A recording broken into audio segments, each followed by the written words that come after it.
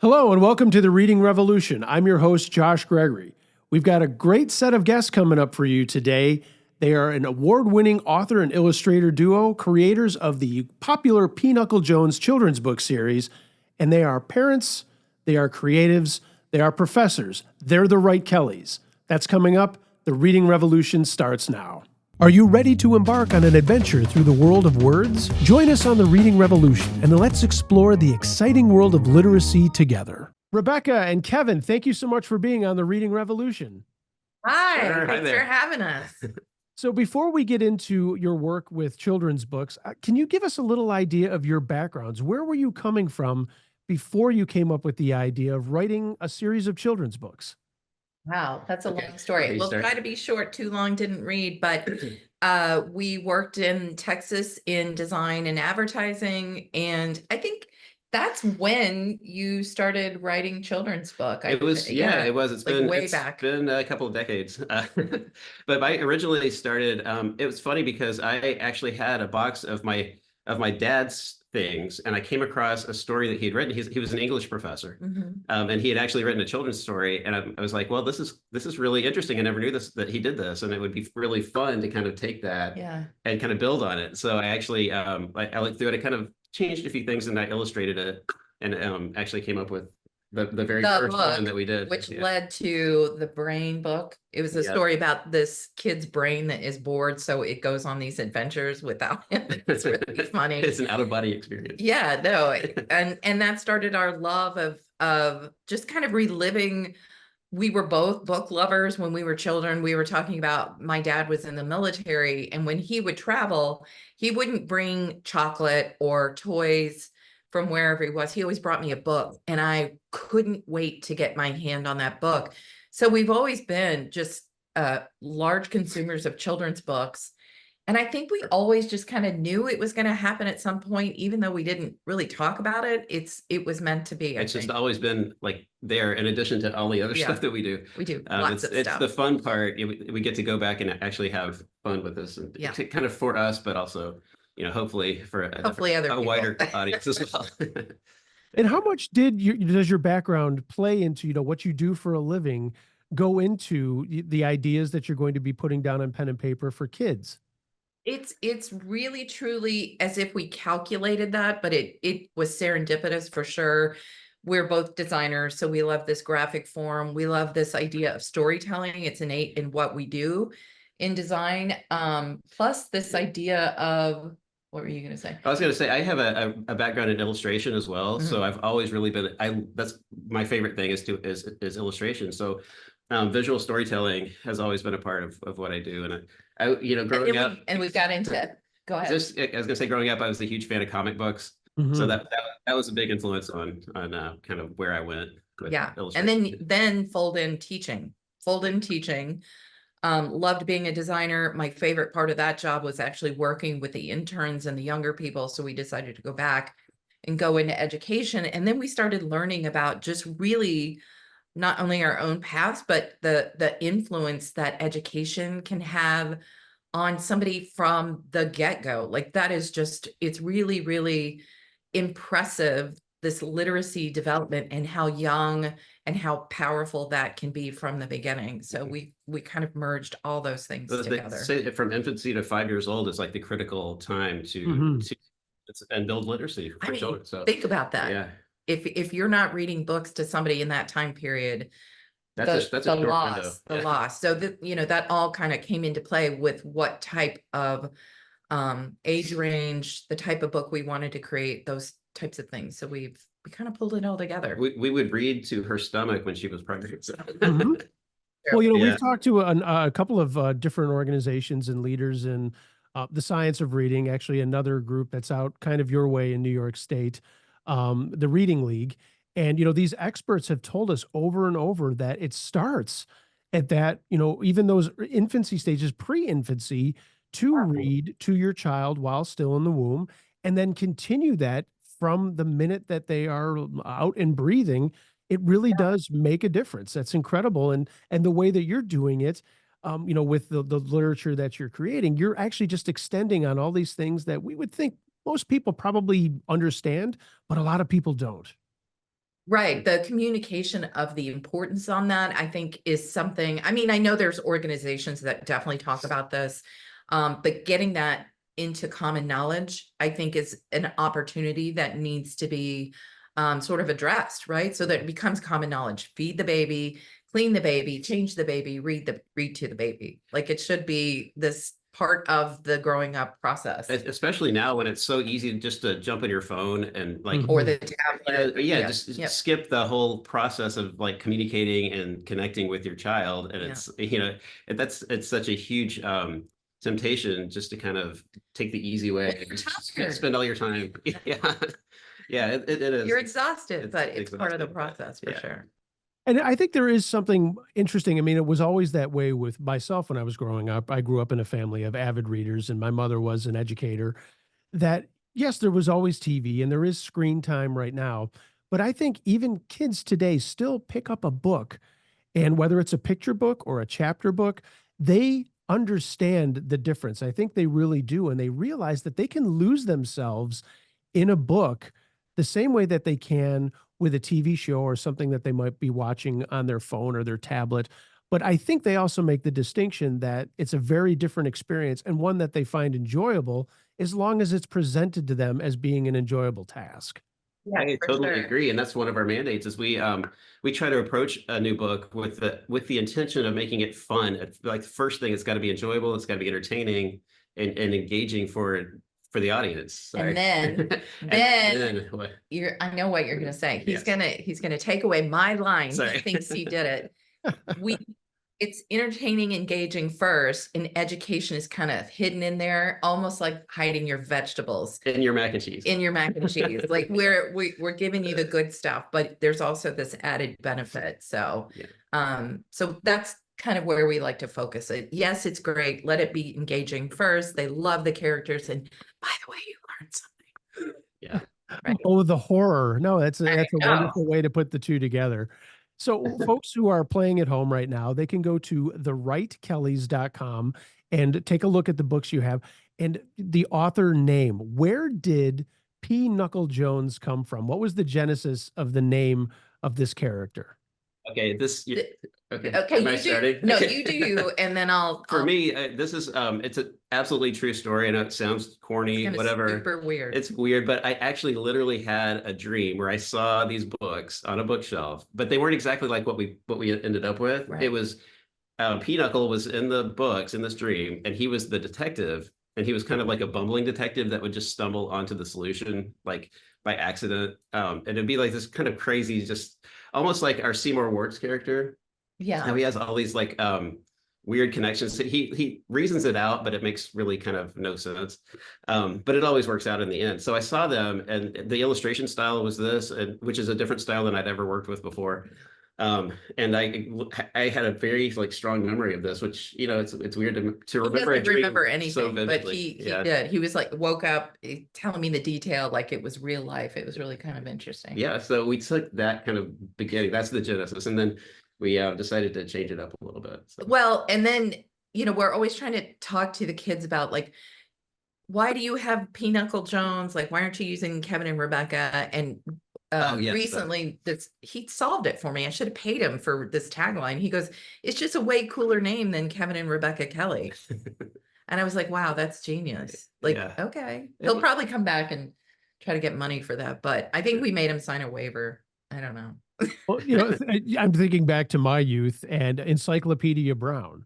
Yeah. I can't remember what the character's real name was, but it's like Encyclopedia sounds way much cooler when you're a kid.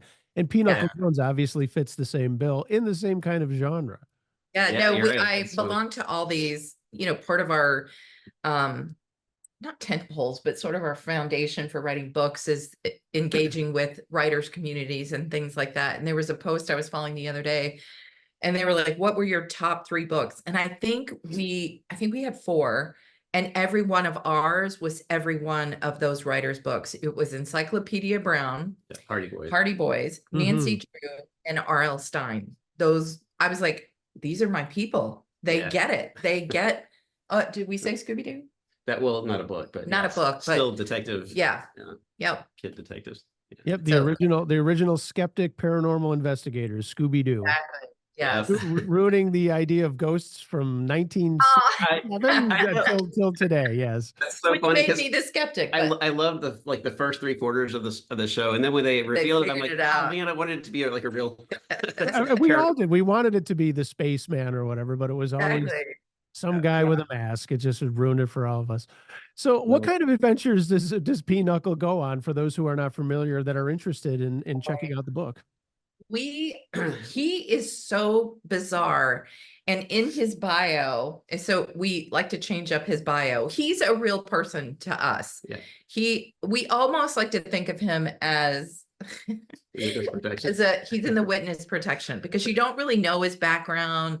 He wears the hat, he's trying to be incognito. But I was talking to somebody yesterday, and they were reading his bio, and it changes all the time. So this particular bio, he's a classically trained lunch lady, right? Which is so bizarre. And he's a llama farmer. Sometimes he makes hot air balloons for eccentric millionaires. Yes. So he just is living. Every bio is different from book to book. He's just living this life. He's just, I don't know. He's who we would want to be when we grow up. He's a man of mystery. Yeah. Yes. So but, I'm sorry. Go ahead. No, go ahead. Sorry. No, I was going to say you've just completed the latest version of the adventures of Knuckle Jones. But let's go back to the beginning. What was it like as author illustrator, the tandem that you are? What was it like knowing that you've got a children's book published that you worked on together? It's the best feeling. It's hard to explain because when you see it, like we self-published our first book, which was back in 2011, I think. Yeah. And it was based on the town that we lived in was all about Halloween and pumpkin carving and all this stuff. So we wrote a book that actually kind of explained the forgotten, what was it? The forgotten tale of the first pumpkin carving. Called Scooped. And so we developed this character, and when we, it was not cheap to self-publish, but when we got the boxes back, we're like, oh my gosh, this is real, and it's the best thing in the world. Such a cool hardback, like legitimate book, and it was a big hit in the town, and we sell it at festivals and things, but and it led to us actually, getting published is a whole podcast by itself. It could be like a year-long podcast. Yeah. But what it did, it sort of broke the rules of getting an agent and getting a publisher, which is great because a lot of times they don't like to see the work finalized and finished, and then you don't go through the editing process necessarily like you do when you work with your team of people. But we did. And what was really cool about that moment, I just remember we did the book tour with the kids, and there was this young woman, beautiful, probably junior in high school. And she came up to us and she goes, I remember you. And I'm like, oh, I'm sorry. Yeah. And she goes, you read to my elementary school and you're the reason I'm going into English lit. And I was like, are you? So that was that local touch that the self-published book did. But then to get something national is to have it, another level. When you get a call and Penguin is interested in your new series, that's such a, and it's an amazing feeling. And then it just builds and builds, working with the editors and working with, back and forth, getting revisions and stuff. It's like, you don't even care about how many revisions there are because it's it's an honor and a privilege to be working through this process, and it's going to come out even better. And to see these professionals that do that almost become a part of our baby. So the books are our children, right? And we don't want to hear that our children are ugly or whatever. They own a piece of the final product as well in terms of caring and sort of pivoting and revisions and things like that. So it's a really cool experience when you get with people that are in it to just make it the best possible product. Yeah. The founder and CEO of our company just recently published his first children's book that he's been working on for years. And the man that's sitting in the room right now with me, one of our content creators, David Gagan, helped with the editing of the book and has a much different look at it than I do. But when I look at a children's book, and it's probably just my ignorance, you look at it and go, oh, you could rip that off in 6 months or that kind of thing. And now I see these guys working on it and going, man, this takes a long time. I think that is, just I'm like the average man who thinks, yeah, no big deal. You can rip that off in no time flat. Talk a little bit about that process. It doesn't happen overnight, does it? It's a huge it's 32 pages. 32 pages, you think it's like no big deal. I have a stack of revisions, text revisions and art revisions that is like it's worse than 700 words. Yeah. And for us, even though because we're designers and we're very, very used to revisions, it still was harder to do the children's book than it was to write an academic paper. Mm-hmm. With less revision, for sure. And it's it's dedication. It's a solid year of back and forth. I think they dedicate a year for the illustration. So you've got to have it written, go through that process, and then you do storyboarding and then the tighter sketches and character studies, layouts, character sketches, and so all of that has to come into play. And we're actually working on one for someone local who's doing his own children's book, which is going to lead to a whole nonprofit charity. Yeah, really cool. Whole big project. So we're kind of going to explain to him the process as well. I don't think he's quite aware of that. He thinks it's going to be an easy journey. And so I just sent him an email. I said, I think we need to sit down and talk about the timeline and the process and sort of the stages of writing a children's book. So yeah, he doesn't know what's coming, but it's fun and it's your baby and you're passionate about it. If you got paid hourly to do this, nobody would ever do it. So you've got to really care and really, want to see it be the best that it can possibly be. So it's a labor of love for sure. Yeah.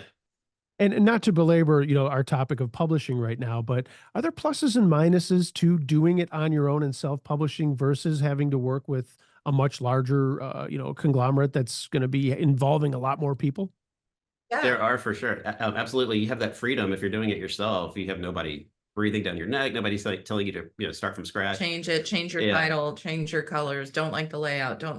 But you've got to be your own. You did that to me, but well, we worked it out. We did work it out because I'm an art director and he's a designer and he gets upset when I walk behind him and he's like, I'm not done yet. I go, but what if you, and he's like, I'm not done.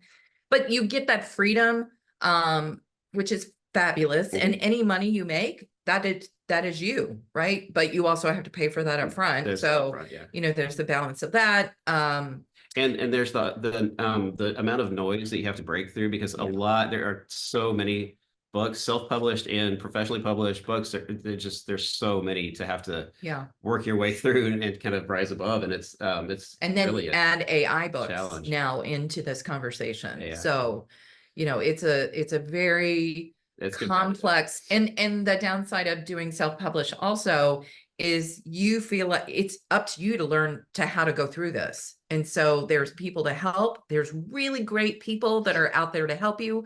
There's a lot of people out there looking to take advantage of you as well. So your learning curve, I think, is much greater when you self-publish versus, somebody sort of taking that under their wing. But with that, you've got the commitment of working with the editors and lots of revisions and which we found was actually a positive because, then you have somebody, who's a third party. It's not as close to it, kind of giving you their outside feedback. Yeah. So we thought that was good. So there's good and bad. I guess it depends on what your objectives are, maybe. I don't know. And I have to agree. And as a PR person, writing press release or copy that in some instances where I work now, a couple of people have to look at it and they've got their ideas, and agencies and other places that I've worked that 75 people had to look at it and make their changes and all that kind of thing. So I totally understand, both of the different ways that you guys have approached this. And obviously this is working for you to great success. I'd like to bring up something a little bit different that I talked to before we actually started the podcast, and it's a section of your website that's geared towards librarians and teachers that jumps into something you have kind of brought up earlier in our talk here about not only the interesting and fun side of reading, but how to go about sharing how to teach it. Talk a little bit about the snippets and curriculum and lesson plans that you guys have put together that you're sharing freely with anyone who's interested at thewrightkellys.com. No, yeah, that I mean, that was sort of a natural path for us. I think just being in education, it just took us a while to understand that. And we have actually worked with truly amazing network of friends that work in education, K-6 education, and just tremendous librarians and media specialists that understand how to extend the learning so that it's not just a story, but it's bigger than that. So it extends the opportunities for learning. So we, had so for example, I have a friend from high school. She's retired kindergarten K-6 teacher. And I was like, Carol, would you mind, just looking through this? Let me know what you think. We'd like to hear opinions early on in the process. And she took longer than normal. And I was like, oh my gosh, she must hate the story, right? I think she's afraid to tell me that she doesn't like the story. So she said, can we chat instead of an email? And I was like, oh boy, I'm in trouble. She actually went on to say that she was so excited about the learning opportunities in this book that it kept waking her up at 3 a.m. and she would write curriculum for it. This with the book, I could do this. And I said, could you, being the designer UX UI, and I'm interested in understanding who my target is, diving deeper into that conversation. And she said, well, just so you know, like teachers do that curriculum development outside of school. So in addition to everything else that these teachers are doing to guide our children and learn everything they're supposed to learn, they're outside of school creating lesson plans for these books in order to extend that. So then we talked with another librarian, and she was like, this is a great opportunity to do those things for those teachers. So why wouldn't we want to help the people fall in love with not just our book, but to make their lives easier and increase literacy development in children, right? Because we need these kids to not just love learning, but the social, the cognitive, and the educational components of it, right? Yeah, it had to be. It was really eye-opening because when we went to do our presentation, they had been reading the book for a week before that, our first one, and they'd actually worked at lessons into their lesson plans into the classroom, and they have a fab lab, a maker space where they were building like little models of ways to trap the monster and things like that. Other ways, how else could you solve it using STEM and building and things like this? So I felt like when we walked in, they knew more background and more information about the characters than we did. Yeah, they'd really. So it was really sort of mind blowing to walk into a place that cared so much. And then the conversations to really understand that there's a need for this kind of thing. It's a win-win. And really. I mean, if we can help teachers and librarians, we actually dedicated our second book to teachers and librarians, because they do so much and are underappreciated for it. That it's anything we could do to help out, and if we can give them some idea starters, lesson starters, so they don't have to be up until 3 a.m. trying to come up with, then that's the least we can do. So, have you heard of any other authors or author duos doing this sort of thing, or is this kind of like the first of your kind? Yeah, there's another, and I think your friend actually said there were a couple of other books that she knew of that had actually came with this kind of material. Her 30 years, she said there were 3 or 4 books. Very few. So there were very few, and I think there's one other couple that really dives deep into this. I know they offer curriculum. I don't know how deep they go into it, but they're always working for organizations and things like that. So maybe we'll meet them one day. Yeah. And what a great way to work with not only a friend, but a colleague and get their expertise. So it doesn't come off as, hey, we're just winging it. We think this is a good idea. There's some sound curriculum and sound educational thought and leadership put into that. Yes, for sure. Like, I don't want to put anything out there that a teacher would be like, that's not a thing. Yeah. So, using our network and people that I trust that are dedicated to this, I think getting their stamp of approval, it just really makes it feel really more truthful or verified or valid or whatever. Yeah. Do you see, let's go back to Knuckle Jones. Do you see Knuckle as being someone who is going to be that timeless Encyclopedia Brown that never seems to grow up, and you can have book after book. Have you ever thought of kind of expanding that into young adult literature and even beyond? It's funny. The main character Finder is she's a second grade tree frog, and so she is the one that she's got all these plans, and she's this initiative that she's starting her own detective agency with her friends. And we were actually, where was that? Something mentioned that she grows along with her audience. So we were thinking that would be an interesting idea, like you just said, to have her kind of kind of mature a little bit and go through elementary school and with the kids that are reading her. And who knows? I mean, I don't know if I know of a book that's done like, sorry. No, I don't know, but the idea of Pinochle kind of branching off, and he's got so much unknown to him that who knows where this guy's going to go. We don't know, but it's going to be interesting for sure. See, I think one of our heroes, R.L. Stein, does books for these different age groups, and he with the same level, age appropriate level of kind of intensity and horror and creepiness. And it's really cool how he's been able to translate that into these different age groups. And we've been fans. We watched we still watch Goosebumps for the little we made kids. Our children watch them. So we still watch them every year. It applies to adults as well. And what a great way to kind of grow up in your literature experiences, where you start with this character and maybe see it go all the way, all the way through their life span as well. It's kind of like, the Hardy Boys, where that they're perennially 18 and 17, but it seems like in some of the books, they are maybe a little bit older, a little bit more mature. And you kind of have that experience as a kid growing up with those characters. I love the idea of the Hardy Boys as old men doing them, still detecting. That's funny. Yeah, that's great. Who knows? Who knows? I hope you put it out there for us. So we have to write that one. Now we got to write it. So, well, we were talking about, the curriculum, and I know it's fairly new to your website. Have you known, or has there been any testing with teachers who have taken that curriculum and put it into use in a classroom?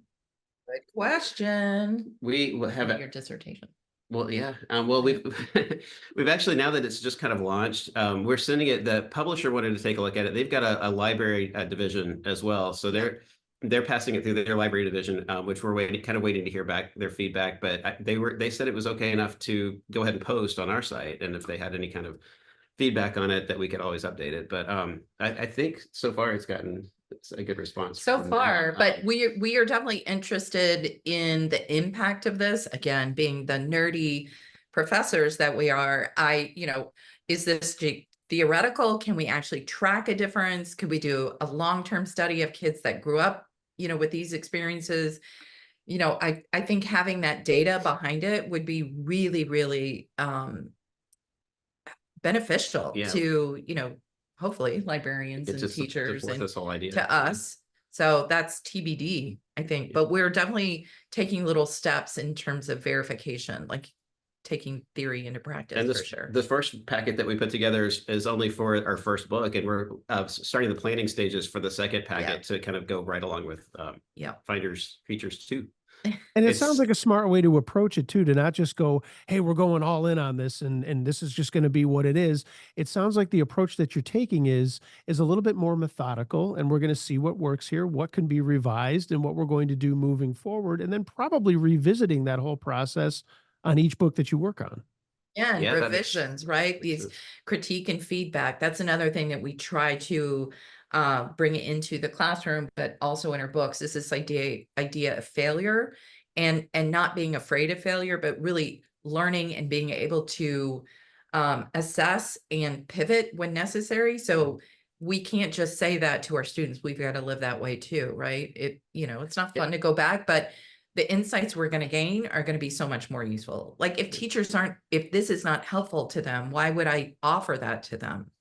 Right. And like you said before, it's learning isn't just cognitive, it's also the social and emotional aspects of it as well. So we tried to incorporate that kind of thing, into the story as well, with the characters being like very individual characters with their different, personality, pros and cons, and and fears and strengths and weaknesses. So we're hoping that the readers will relate to all these different kinds of emotions and the different kinds of situations that these characters face and how they deal with it. I'm really interested to know what you're doing and what it's like now that you have these books and you got a new one coming out, how the promotion of, or how the process of promotion works. What are you doing to get the word out? How does that work in the publishing world?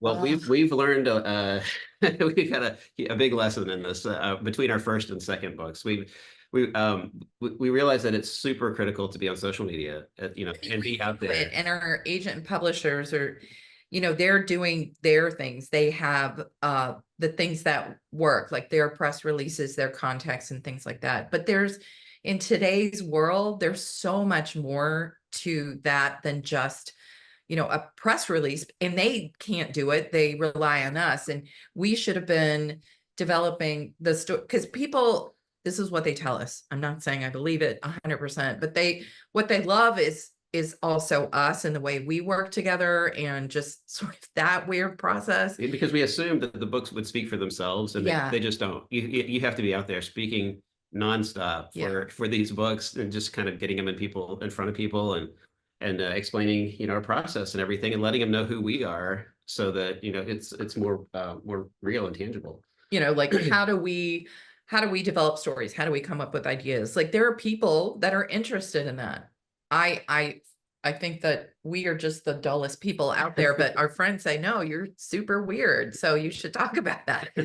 So we are in the process of a deep dive into social media, and learning what platforms are best for what. Instagram is good for mom groups, Threads is great for author groups, LinkedIn is for professional contacts in terms of educators, librarians, media specialists, and things like that. So it's a learning process. We're learning. Yeah. So speaking of social media, where can we find the Right Kellys? Oh, yeah. First is what we have. We are on TikTok, the Right Kellys. We are on Instagram. We are on Threads, and we are on Facebook. And then we have the rightkellys.com, which is kind of, that's got kind of an overview, and that's where the teaching materials are, maybe a bio. There should be links to all of our socials on there too. Yep. Can you talk a little bit about managing all of this? Now, you're not just the folks who are coming up with the idea for these books, but now you're social media. Now you're doing promotion. Now you're doing lesson plans, all these kinds of things. How do you manage all this as the team that you are? She's doing the lion's share of it. No, but we also nobody can do this on their own. No, you just can't. We have finally figured out that so our background as art directors is we control everything. Well, he struggles with it more as the graphic designer. He likes to do all of it himself. I tend to hire somebody else to do the photography. So we are learning to rely on people that are experts. Mm-hmm. We are just so fortunate to have friends and meeting new people in the Syracuse area that are really just so excited about helping us, and they've been really generous with their time. So we'll pay them back for that. I had a friend of a friend on LinkedIn.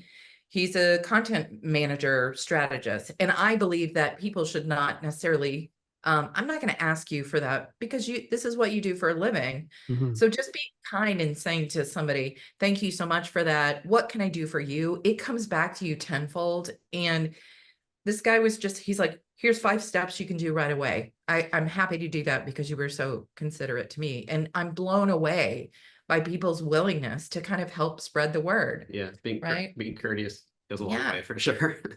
And knowing that, that being humble about it, knowing what you don't know, and knowing to admit what you don't know. What you don't know I think that goes a long way. I mean, I'm fully going to admit I am not good at this, and it feels like the blind leading the blind, but we are making mistakes, and we're trying to show who we really are.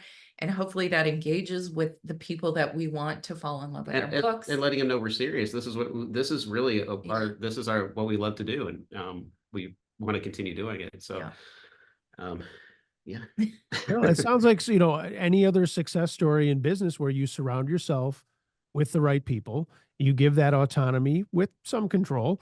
And then the sky is the limit when, as you mentioned, just being humble and being, approaching it with humility and saying, we want this to work and we might not know how to do it, but together we can work on it as long as the experts are going to be put into place. We're totally willing to do our part to help pay back, or if anybody asks us for favors, we're right there for them. So I have a friend that he's the master of social media helping us, and I owe him a whole design of a book. It's just fine. That's what I do, and that's what I'm good at, and he's really good at that. So, whatever he needs, we're gonna do it. It's the book, yeah, for sure. So I have to ask, if your partners in literacy, what's it like being partners in life and literacy at the same time? Oh my God, it's the best. We've been friends probably 31 years now. Yeah, I think it helps that we were friends first. Yeah. So I really respect him as a designer and not just my partner in life. But we tend to work fairly well together. 90% of the time, smooth sailing. And then every now and then we have different ideas about things. And then I finally realized, okay, this is my epiphany. It's better to love your wife than your idea. So ideas can come and go. I want my wife to stay. Yeah. So yeah. So it's about respect and listening to each other and kind of explaining yourself. We miss that. Yeah. Sometimes we miss that. I think what we have figured out is that we're both creatives, right? And creatives have very strong opinions about the vision of what this thing to be is, perhaps like storyline or character flaws or whatever it is. Like we see it in our mind one way that may not align.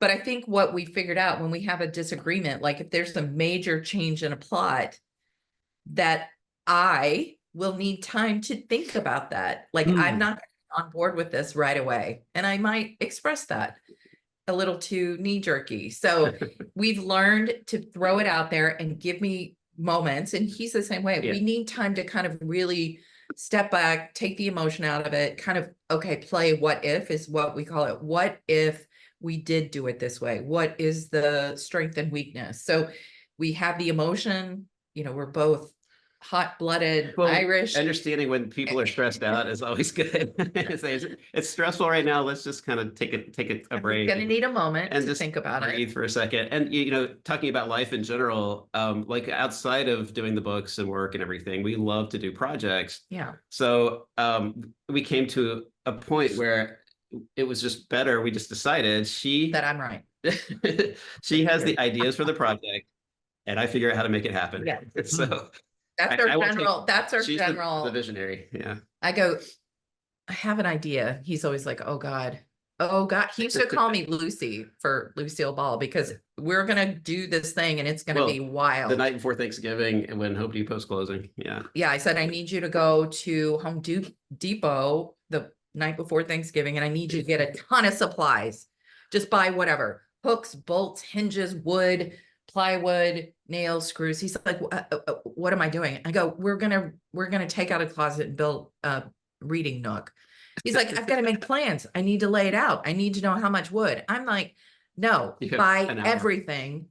And I hear him calling me from Home Depot and they're announcing the store's closing in 10 minutes. He's like, what about? I go, just buy it. Just buy it.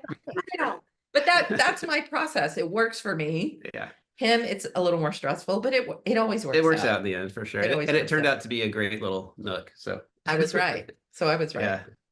It's the yin and the yang, but you're working together, and that's all that makes that's all that really matters at the end of the day. Yeah, and I've learned he's going to resist at first, and that's okay. So I let him do that. It's the process. It's the dance. What do your friends and colleagues think of this partnership with working on books and that sort of thing? It's obviously probably a little out of step from the way that they might be approaching life. Yes, no, it's 100%. Like our best friends tried to do a project that we love to do, and they said they almost got a divorce over drywall. So, but I don't know. I think they just, everybody's got a different way of doing things, and I think I think they appreciate that we're able to do it, most of the time. But they also think we're kind of crazy. They do. Just the process is They different do say, do you sleep? And we just don't sleep. We sleep like after everybody is asleep. we push our window of work is like shifted about 6 hours from normal. Yeah. So yeah. I love the analogy of drywall. Not too long ago, my bride asked if we should wallpaper something in the home. And I remember growing up, my mother and father on a wallpaper project, and I said, I love you too much to ever even bother trying to do that. So we'll pass on the wallpaper. I'm not doing that. Not living it twice. Yeah. Wallpaper's a killer for sure. And as designers, you might have better success, but I look at that and say, no way, I'm going to be into that. I mean, we'll try it, and it looks good from far away, but don't look up close. Yeah. We're typically taking it down versus putting it up. Yeah. So what's next for the Wright Kellys? Obviously, this new book is coming out. Talk a little bit about that. Talk a little bit about what you're doing to promote that, and anything else that you have on the horizon. We'd love to hear about that. Yeah, let's see, what the book officially comes out July 2nd, but I don't, Tuesday, or I can just say the book is coming out this summer. We have a couple of local signings at the 2 Barnes and Nobles happening this summer. In Syracuse, one in DeWitt, one in Clay. One in DeWitt, one in Clay. We have a signing at the Hope Cafe. We're reaching out to all the wonderful independent bookstores here that are just so magical, and we try to feature them on our socials, and we just have these fabulous conversations with the people that are so passionate about books. So we're hoping to do events with them, and they do it not just in Syracuse, but the little charming villages that are all around us. We're falling in love. We're doing that. We're trying to do a big fall presentation in terms of workshops for the local schools around the area, and maybe some virtual workshops with the kids, which we'd love to do because they get to help us draw monsters, and they're so brilliant, these children. They're just mind-blowing. And then we are working on, like we said, we're working with a partner who wants to use children's books to get children more engaged with the arts. So he's got this fabulous story, and he also is putting together a nonprofit. Hopefully you guys can see it soon. But his philosophy is to leave the world in a better place for his kids than it is now. So he's working on activities to do that. Mainly through arts, performing arts. Yeah. Yeah. And he's come up with a character, and he's written the story, and we're going to help kind of flesh it out and revise and illustrate the characters and the scenes. Kind of help him go through that self-publishing process. So you mentioned a couple of places that people can find your books. For those that are not in the Syracuse or Central New York area, I can assume that it's on Amazon, Barnes and Noble, any other places that you'd like to mention? Yeah, Target and Walmart, Walmart, websites, Books a Million, Pals. It's on Penguin has everybody housed on there with links, so you can always go find it at Penguin, but it's under Knuckle Jones, not the Wright Kellys. And we also have our website, and we also have links on our website and links to our previous books, like the one I wanted to mention, if I can, really quickly, because it was very focused on girls as hero and girls staying in STEM and STEAM fields. Through the research, we found another gap that girls, this happened to me, decide that they are not good in STEM fields very early. I want to say as early as potentially 4, but I'd have to check that stat, but it was surprisingly low. So we realized we needed to normalize girls as scientists in elementary schools, right? So we wrote a book called The Awesome, Impossible, Unstoppable Gadget. And the hero is this very soft voice female character who saves the day and is the hero. And she uses creative thinking, which helps STEM thinking. So that's one of my favorite books. And it's got lots of Easter eggs in there for kids and parents. So, but again, that's where this making a story more than just a book, it's this long-term implication is what we're trying to do with these books. And they're all redheaded girls. So I love like our daughter. Like our daughter. One of the things that you mentioned, and I kind of want to take a minute to talk about, is the support of the independent bookseller. We've had a couple of folks on that have independent bookshops in the Oakland area in California and in St. Louis. How important is that to you to be supporting these folks who are, not necessarily in direct competition with the Amazons of the world, but are certainly making a difference in the lives of their communities, or the folks in their communities with literacy? Talk a little bit about working with the independent sellers. Yeah. Well, they've been amazing. We're starting to drive around the entire area, and we're Introducing ourselves, bookstore. They've been, and just hearing their stories Yeah. and their actual connection to the kids. So it's not just buy a book, but this girl over here, very soft-spoken. I think this child would really resonate with your book, and doing activities with them. It takes it again. We love all the places that support us, but giving it a face and a relationship behind the book, I think, is just so important. And the booksellers, I'm going to say they're like just the most endearing, kind people out there. Their love in life is books, and understanding those nuances and meeting the authors and understanding who would be good for this. Like, you can't find that online. I mean, you can, but it's not the same. It's so personal, and they're so interested in supporting local authors and local businesses, and it's a mutual thing, because we will always promote their place as well. It's it's like it's a community for sure. That's one of our big pillars. Community. Well, it sounds like you've got a lot on your plate, but it sounds like it's a labor of love, and you're looking forward to all these things. I cannot thank you enough for being on the Reading Revolution. Tell us one more time where we can find you online. We have the writekellys.com. It's right with a W. WRITE, and Kelly with no E at the end. So we're the KELLY Kellys. So it's the writekellys.com. That name can also be found on Facebook. It is also on Instagram, TikTok, and Threads. Awesome. Rebecca, Kevin, thank you so much for your time. This has been a lot of fun. I hope you enjoyed yourselves with your time here on the Reading Revolution. Really, that was so much fun. If you want to talk, let us know. We've got lots of more silly stories. Awesome.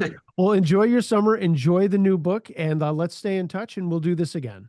Right, thank you so much. This was great. Thanks. For more information about the Reading Revolution, please visit bookvending.com.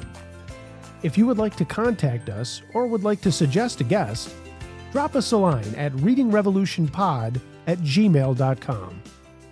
The Reading Revolution is hosted by Josh Gregory, with technical direction from Thomas Crane and David Gagan. The podcast is produced by Jake Blumberg and Connor Russo.